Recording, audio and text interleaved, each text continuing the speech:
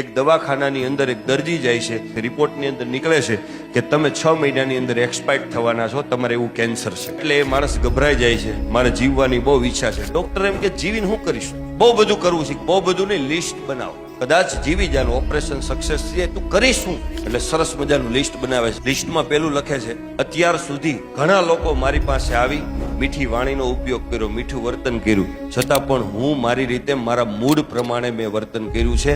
એ બધા લોકોને ઘરે ઘરે જઈ અને સોરી અને થેન્ક યુ કહેવું છે. ઘણા લોકોએ પાછળથી વખાણ કર્યા છે પણ હું એને ઓળખી નથી શક્યો.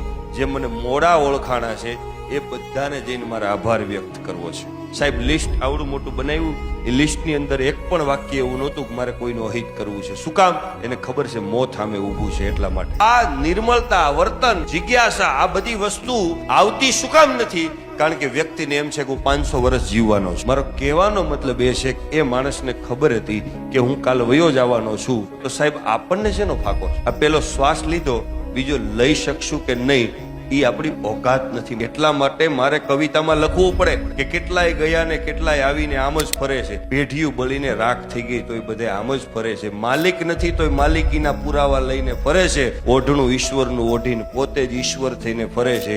કેટલું સરસ નાટક માણસ કરે છે તો ઈશ્વર એને રોજ માફ કરે છે ને રોજ પ્રેમ કરે છે.